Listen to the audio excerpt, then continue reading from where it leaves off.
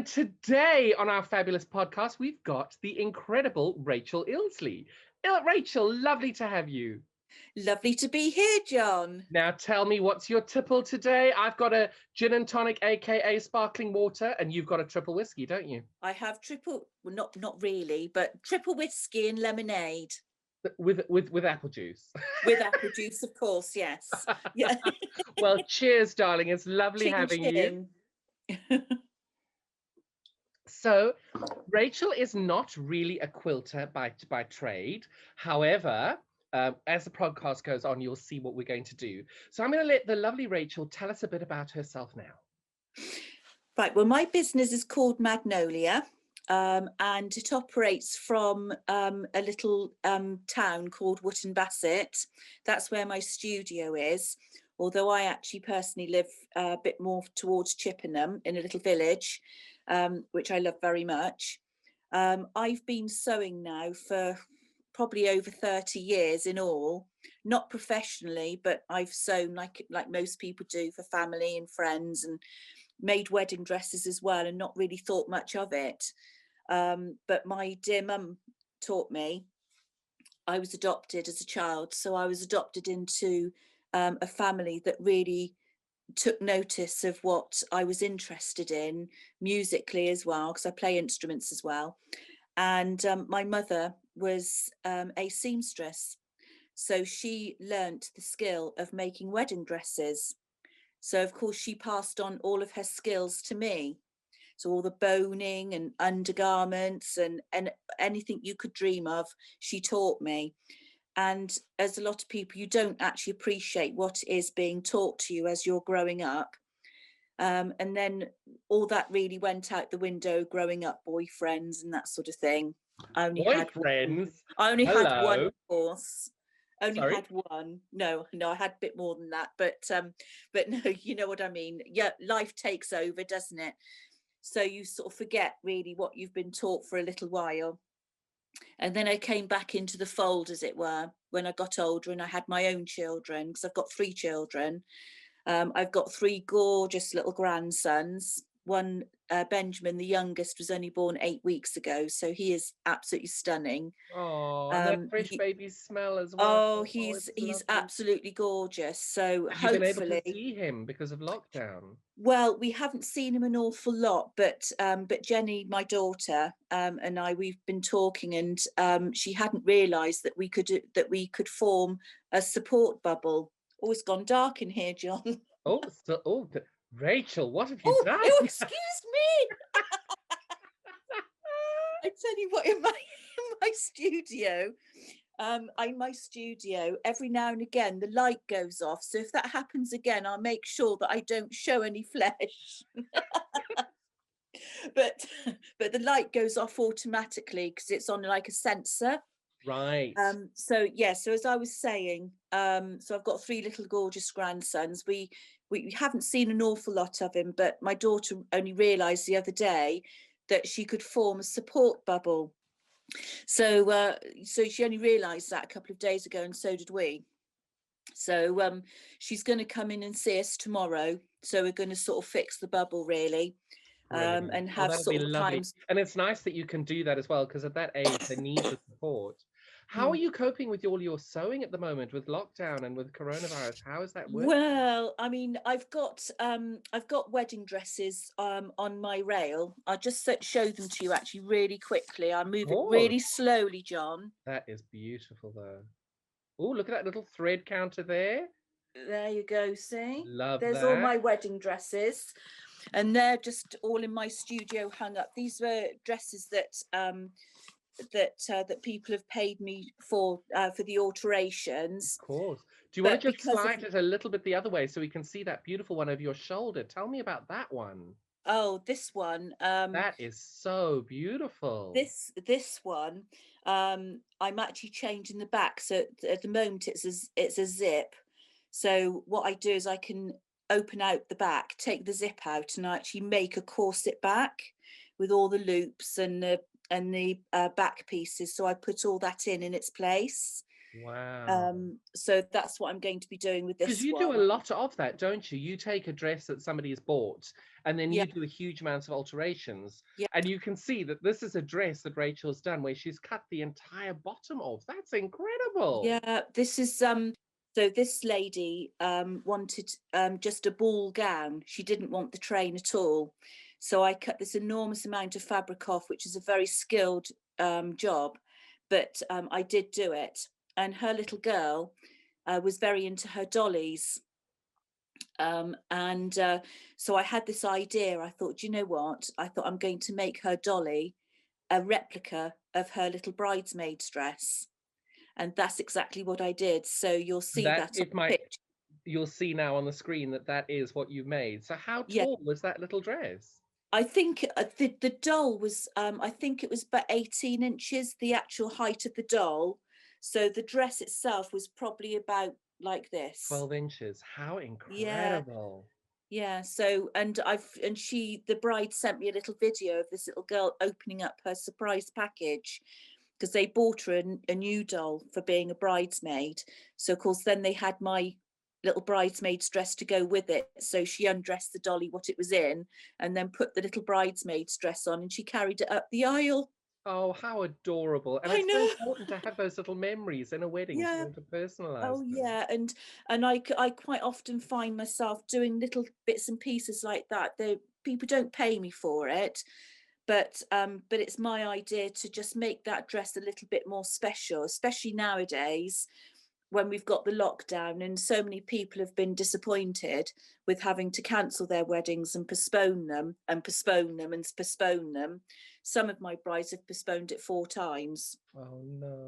It's quite heartbreaking. So I like to just do my little bit, and because they feel quite so low about everything, it just lifts their spirits. And so I listen. I'm a really good listener.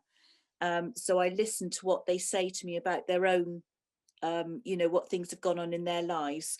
And I've asked them to bring in things like handkerchiefs that belong to their grandma that obviously isn't here anymore. So I've made it into like a little rosette and stitched it into the flower on the petticoat in the dress. Oh, how Little things like beautiful. that mean an awful lot. And one girl, her mum actually bought her one of these Pandora. It was expensive, I think. So we actually sewed that on with and I made a little bow as well to attach it on. Little things like that. Embroidered. I've embroidered Dad on there, where obviously this girl had lost her father. Um, Loads of little things, and another girl where I had quite a bit of fabric left over. I made her a garter to match the dress and put a little blue bow on it. So she had something blue, but also something of her wedding dress that she wore as a garter. Oh, how amazing. Yeah, it's actually quite amazing what you can do for It's just people. such an integral part to someone's day, and it is so Yeah, important, these little details. yeah. What's the highlight of it for you? The highlight for me is when girls come in, because obviously I've been doing this a little while now. And the highlight for me is when the girls come in, if they haven't had a particularly good time in a shop, which is heartbreaking, and we've sat down, and the best part of my job is creating that relationship and trust between you and the customer, because you've got their most important dress of their lives, or the dress of their dreams, really. So when they come in, some of them I've had in such a state they're shaking like this. So of course they think, oh, that's what it's going to be like all the way along. So they come into me. I am quite softly spoken with my customers anyway, and we've sat down, had a cup of tea, discussed everything that they're worried about. And then they just look at me and I just say, do you know what? Nothing you said to me has phased me. I haven't fallen on the floor yet. So that's absolutely fine. I do this every day. And then that builds up the trust. They go and put their dress on, and sometimes they are so petrified of putting this dress on in case it's not right. So I Oh, start pinning it whilst they're actually standing in the dress. So as they're talking to me, what they don't realize is the dress is actually gradually fitting them, and they can actually see what it's going to look like at the end. And the best news for me is when I've done all the work and the bride comes back into what I call on their collection. But on their collection date, they will come in and try the dress back on again with it all done. And they're in tears. Oh, darling, how special to be a part of that. That, yes, it is, you know, and I've had some wonderful letters and thank yous and flowers and chocolates and all sorts of things. But it's not, I don't expect that at all, but it's just shows to me just how grateful they are. Of And course. just to see them in their picture on their wedding day in this dress that I've personally altered, and I knew what it looked like in the beginning, that's thanks enough for me. Oh, that's wonderful. What a special thing to be able to do. Yeah, Now, recently, you've kind of ventured out into new spheres, haven't you? Because I you knew have. John Scott from Sewing Quarter when it was still Sewing Quarter, and now you're That's back on Sewing Street, aren't you? I know, I know. Well, I first, because I met John Scott at a quilt show up in the NEC Birmingham, and I stopped by to have a look at the live program that they were doing actually at the show on their little stage.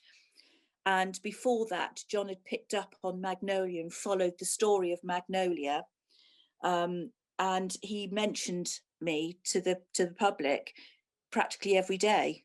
It was quite extraordinary, and but I think he could see the passion behind what I was trying to do, and so to see John on the stage, that's all we expected. And then one of the producers said to me, "Oh, have you seen John Scott before?" And I said, "Well, no, not real life." And she said, "Oh," she said, "do you watch the show?" And I said, "Well, yeah," I said, "I do." I said, "He mentions my business quite a bit." She went, "Oh, what's that?" So I said, "Oh, it's Magnolia." "Oh," she said, "John will want to know you're here." So she said, "Would you mind if we asked John to say hello?" So I said, "No, not at all." Anyway, they spoke in his earpiece, and he stopped what he was doing, and he went, "Oh, everybody." Now, if you know John Scott, you'll know that I'm telling you the truth. He just said, "Oh, everybody. Remember I talk about Magnolia?" He said, "Rachel," and he said, "She's here, she's here." He said, "Where are you, Rachel?" And he was going, so I was trying to hide behind the flower pot, like you do. But he was absolutely lovely. So Oh, that's he's a lovely man, and he's so oh, charismatic. He's really, really wonderful. sweet man, and he listens to people, and he's genuinely interested in people. I could see that, and then the producers got in touch with me and said, would I like to go on the show, which was the 7th of November 2019. So I said, yeah. I said, I'd love to come on. So I had to go up and do a screen test. So I did that with Natasha McCarty, Oh, she's amazing as who well. I equally got on. I think she's fabulous. I really do think she's fabulous, and she's done so well, and I really like her. And so I did the screen test with Natasha. We got on really well. And then after the screen test, they said, "Actually, you did really well. Would you like to come on the show?" So I did my first show on the 7th of November, as I say, which was a Christmas show with John Scott. And that was really, really good. It was funny in parts. I had to make a doorstop, and we had little berries that I had to make on the top of the Christmas pudding Right. doorstop, and John Scott had them rolling all over the floor, and honestly it was mayhem. It was That like is a so carry on John, though. film. That's wonderful. So, and my husband Gary as well, he John Scott got him up on the TV stage as well, just to say his hello, it was just fabulous, and we both felt really at home. We hadn't realised that the sewing quarter unfortunately was not going to continue beyond the end of the year. So of course everybody had received this bad news. We just weren't aware of it. So in a way they were very professional to have carried that off, and I can't imagine how they must have felt. But anyway, when Sewing Quarter was then Sewing Street was then started the following year, they said, "Would I like to appear on Sewing Street?" So I said, "Yeah, that's fabulous." And so the rest is history. So I've been going on there probably between a month and 6 weeks at a time, which is fine for me at the moment. And I've been on there with Debbie Shaw, so I've been making all sorts of things, quilted bags, quilting I've never done before. Well, that Um, brings me so on to it's where really we're stretched. going with this. Do you Is see the professional link there, John? well, I think you did very well linking those two together. Well done. But I think because you do quite a bit of quilting now for sewing Yeah, Susan with I Debbie, do. really Yeah, good at it. but I'd never done it before, so it's a bit daunting because obviously for a lot of people that have been doing quilting a long time, you forget, like I do with dressmaking, sometimes you automatically think that people should know certain things, that it just comes as, as second nature. And so for me to try something like quilting, it was a bit daunting, but then I suppose I learned as I went along how to do things, but it's quite, and when I read into it in the books that I was making things from, I found it really interesting and I found it really therapeutic. Um, I find it incredibly mindful being able to take a yes, I partner's did. design. It's really important. I think it's wonderful. So I'm going to give you a bit of a challenge. Oh, Would you be up for taking one of my beginner patterns and doing a yes, class with me? yes. Because I think you'd really enjoy it. And it's an Yeah. amazing group of women that take part. And what we have is we have a very beginner block, and then we have a slightly less beginner block, and then we have a, oh my God, I'm going to die block. Oh my God. But don't worry, there's only one of them.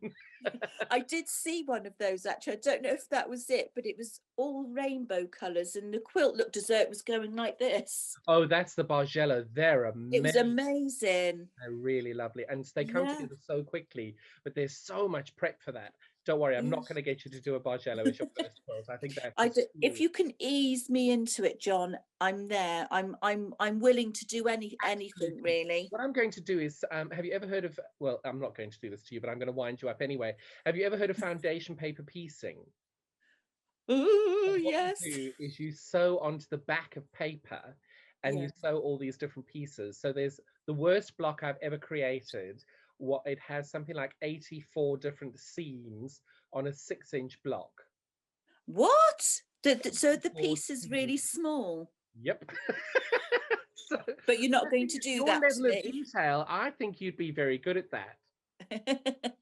It's I such don't a, mind. I'll try anything, John. oh, I So know you will, do but you I take the do you take the paper out after you've sewn it up or once something? you've sewn all the blocks together and you put the borders on, that's when I take the papers out. Different people do it at different times. I Yeah. just know I have got boxes of UFOs and I never end up finishing them in time. No. So they end up sitting in a box for 2, 3, 4 weeks, months, years, you decide. Yeah. And I find if you've got the papers in, then the fabric's all on the bias, everything stretches. So at least if you've got the paper in there, it's a little bit more protected than just leaving it in Ah, the right. bag. So for me, I leave them in till the very, very last thing. So about 3 nights before I go and quilt it, I'll sit in front of the television and tear these hundreds of different pieces of paper. It looks as though the dogs chewed the carpet. Correct. But don't worry, I won't get you doing that for your beginners one. But I think it'd be quite fun. We could do maybe a live feed together and show how Yeah, you're getting on. I think people enjoy seeing. yeah. I'm up for that. I'm up for that. Wonderful. So you had a pretty crap year, like everybody with COVID and everything else. Yes. Now Gary wasn't very well. Tell us about that. Yeah, it was very sad. On the 5th of August, it happened out of the blue. Gary suddenly realised he couldn't move his leg when he wanted to walk, and then he couldn't move his arm. And he was sitting in the lounge at home, and I came home from seeing a customer, and he looked very grey. I told him to look at me, and all down one side of his face had just gone. Now, for the people that are watching this, we're all told about these things happening on the television and what to look out for. And when you see it in an actual person, it's actually quite shocking.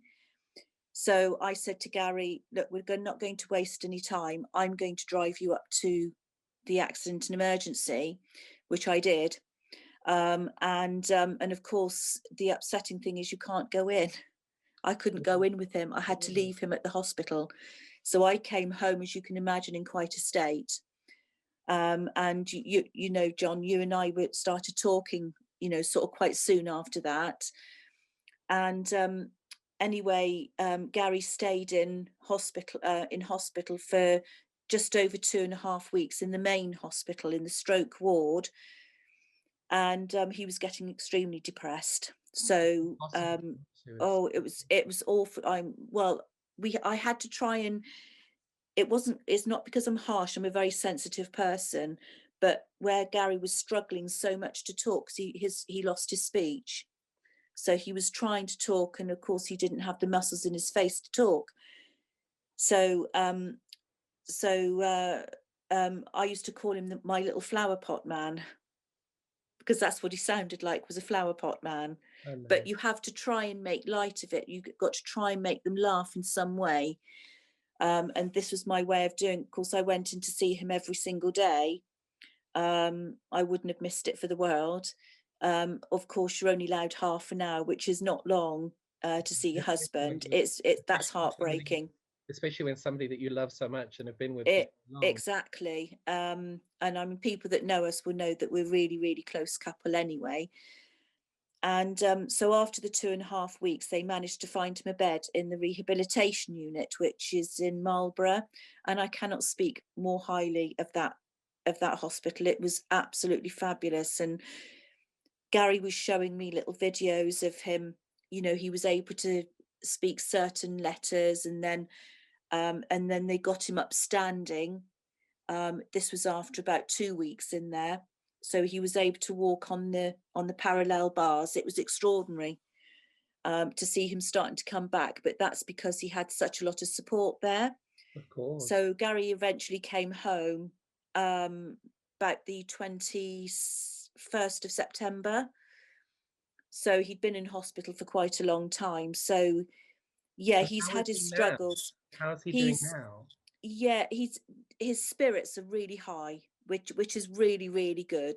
Well, And that's that's half not the battle, isn't it? Being able to make sure oh, the spirits are so high in such a terrible time. it is. And the thing is, with a stroke, it's every day is just a tiny, minute little change. Some days there's no change. Sometimes there's, bigger change than others. He's still got no use of his right arm. His right leg is very laboured, but at least he can walk with a stick.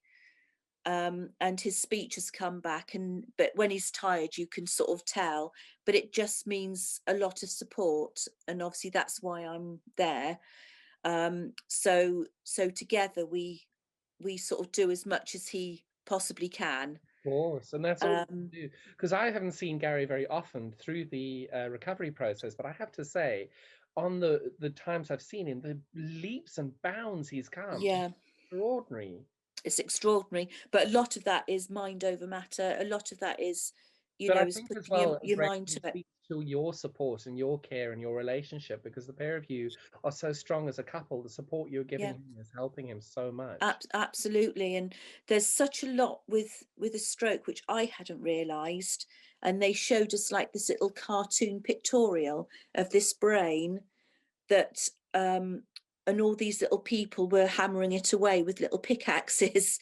And so they were picking out certain parts of the brain that still work and planting it back over the other side to try and get the other side to work. And that's exactly what it is, really. It's getting the part of the brain that is not damaged to cater for both parts of your body, rather than before it only deals with one side. So all of a sudden it's got to think about how to move the other side, and It's, that's why it's such a slow progress. I don't have much experience with it, but a friend of mine who did have a stroke, it took years. And the Oh way yes, the it doctor will. explained it was, it's like when you were a baby and you're relearning all these things. That's exactly what it is. Yes, Yeah, that's you're exactly what relearning it it, and is. the tiny little adjustments you see each Yeah, day aren't noticeable as a baby. And then 3 weeks later, you do notice that the baby's then doing something totally different. exactly. It's just the rebuilding takes time. No, Exactly. I'm so proud of him. And I'm so happy that the two of you are doing so well. Well done. Yeah, yeah. And Testament to the pair of you. It's brilliant. yeah, well, you just got to, and Gary said, well, I'd do the same for you if it had been me. So that's the way it's got to be. You get married, don't you? And it's for better, for worse, for richer, for poorer, isn't it? Exactly. And in sickness and in health, and that's exactly what we've done. And that is So love, and that's just, it's, yeah, I'm so pleased for absolutely, the pair of you. Congratulations. absolutely. Now, Rachel, whilst you were talking, I didn't think it appropriate. Behind your head, there appears Yeah. to be a woman's appendage. What is that? Oh, Other that's other modelled going, on my going? own. Yeah, it is modelled on me, John. Of Just course it before is. I show you. Obviously. There we go. I love it. That's my little garter stand. Oh, that's wonderful. That is But love. like I say, it is modelled on me, Obviously, darling, I never questioned it. sculptured in the same mode as my own. Just because you haven't had your holidays, it's slightly darker than you are now. That exactly. Exactly, Yeah, exactly. But exactly. hopefully in a year and a half, you'll be back up to the same color again, no problem. Yeah, indeed, indeed. So, Rachel, I can't thank you enough so much for your time. I'm really looking forward to. So today's Sunday. You're going to be joining me on Wednesday night this week for your first class. Oh, am I? Wednesday evening. Yeah, Hopefully you can make that. And we're going to show you brilliant. how to start doing your beginner's quilting. I'm so excited to have you on. Okay. All right then, John. I shall look forward to that. Definitely. Now, if anybody wants to reach out to you, what is the Yeah. best way that they can contact you? I would suggest that if they email me, And what? which is on magnolia.enquiries@outlook.com. That's the easiest way. I am on Facebook under Rachel Illsley. So if they want to contact me on that, and I might have touched a nerve with somebody that may not really feel very supported, maybe, because you do have to look for the support, unfortunately.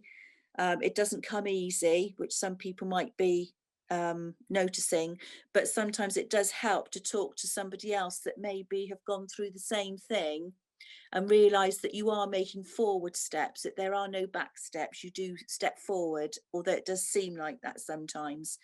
So if I have reached out to somebody, I'd love to speak to them. How wonderful. And Rachel, I have thoroughly enjoyed getting to know you over the last few months. You're an amazing human being. I really have enjoyed it, and I adore what you do.